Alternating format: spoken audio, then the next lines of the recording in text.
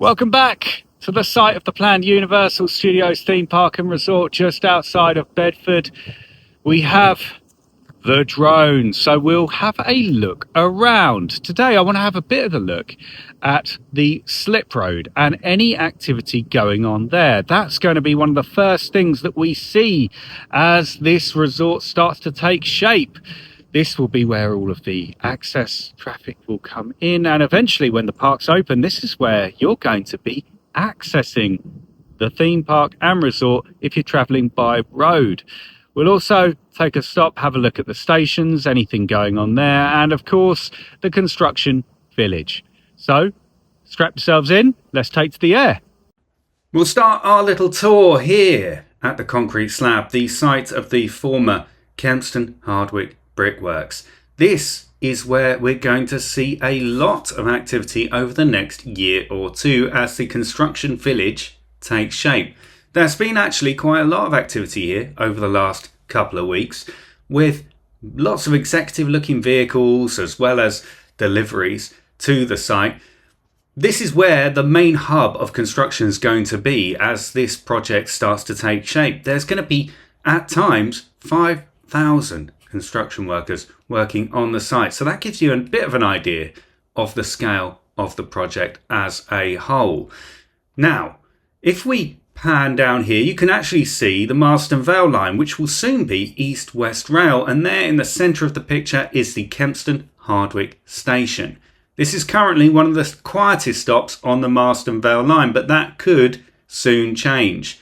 Universal's plans feature a heavy emphasis on rail transport, and a lot of that is being put on the Wixham station that's being upgraded from 2 platforms to 4. But East-West Rail could still play a part. It's not currently linked in with the Universal project, but that could change over the coming years. Now, we're now progressing over towards the A421, the dual carriageway that links the M1 at junction 13 with the A1M at the Black Cat roundabout, which is currently undergoing some significant reworkings. So you can see those warehouses just there. Now, just where those warehouses are is where we expect to see the preparation work starting soon for the slip road, which will feed traffic during construction and when the park is operational into the resort. Now, if you look just this side of the A421, you can actually see what was the old A421 just running side by side. And there's a lay-by there, and you can see an HGV parked up. And this, we believe, is where that slip road is going to be. Now, the slip roads are going to be accommodating up to 85% of the car-based traffic to the park. The slip road will not only streamline access, but it will also prevent backups on surrounding roads, which is an area of key importance to local residents. Now, if we zoom in a little bit closer and get a bit closer here, you can see just there on the near side of the old A421, a small white van with some chevrons on the back. And you can see a guy in high vis. He's actually doing some surveying work right now to have a look at where that slip road can go, okay, and how it's going to look and all of those sorts of things that they do at this stage of the project. So this is a really important development. This is a really key development. The slip road is one of the first things we're expecting to see come in. So here, we're just going to pan around. You can see there we have the old landfill just there at the top of the screen. As we pan down Broadmead Road, we're going to pan now over to the part of the site, the core zone, which everyone's most excited about. This is where the theme park will be.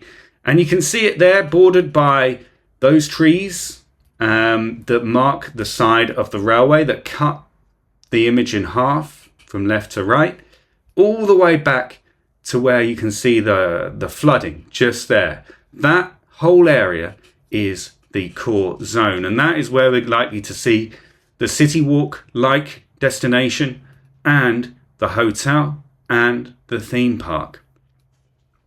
Now, just last week, we attended the Stuartby and Kempston Hardwick Parish Council meeting, and there were a lot of concerns there about how people are going to get to the park. You can actually see Stuartby there, just in the top right of the image. That's how close Stuartby is to this development, and particularly some of those houses. There were some concerns that there will be a lot of people going through Stuartby to attend the park. There were concerns about the late opening hours, about fireworks, about noise and light pollution. Now, obviously, Universal are going to be building this with that in mind. They are going to be planting lots of trees and natural barriers for light and sound. But it is worth mentioning that those are their concerns, and you can see how close the development is to that particular village. Now, if we look here in the centre of the picture here, we can see the concrete works that are on Manor Road. Now, Manor Road is the road that cuts the two sides of the site in half. Now, this is a site that's been operational for a very, very long time, but with the Universal project now gathering pace and moving forward, although it's not confirmed, the proximity of that site makes it an ideal location for supplying concrete during the main construction phase. It's just minutes, maybe even less, seconds from the eastern perimeter of the site, and the existing road links could easily support that kind of bulk haulage, if you will, into the construction village, so then it can be disseminated around the rest of the site. Now, we're now panning back over the theme park, and we're kind of going, if you remember the concept art, this is the right side of the concept art. So right now we're kind of flying over where that amphitheatre would be, where the, who knows what it is, the castle. Some may say Wizarding World, some may say Lord of the Rings, some may say Shrek, who knows, and Super Silly Funland and Illumination. Now, we are fairly confident that we're going to see the Minions at the new resort. If you compare, and I'll put it up on screen right now, the Beijing concept art, Universal Studios Beijing concept art, which was released 2 years before the park opened, and ours, you'll be able to see there's a very strong similarity in that particular area and how it's presented on the concept art. Now what we can see here, we can see a couple of storage containers. These storage containers are remnants from the site investigation works that have been going on. So we saw last week In Situ SI, a company that specialise in analysing soil composition and basically how we're going to build these things that they want to build. They have put some stuff there in storage because, as you'll see, some of the things that they're monitoring, they've got these kind of blue poles or blue columns, pipes sticking out of the ground. They are still there. And there are also lots of little red flags dotted around as well. So this does give you a clue that whilst a lot of that initial work has been done, it's not yet completed, right? We're still in a position where there's some monitoring going on.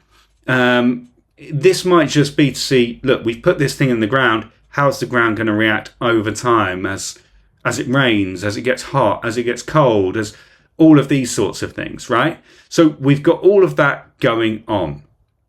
Now, we've seen the construction village. We've seen where the A421 slip road's going to go in, right? We've seen that there's been some activity over there on the concrete slab. We've seen Kempston Hardwick Station. We've also seen that the Universal Studios Beijing and Universal Studios UK concept art has some very similar features. It'll be interesting to see how that one pans out. But look, that's where we are. This is where we are as of the 1st of August 2025. I can't wait to keep following this journey. Things are changing every single week, so you're not going to want to miss a single moment of it. Thanks so much for tuning in, and don't forget to subscribe for all the latest.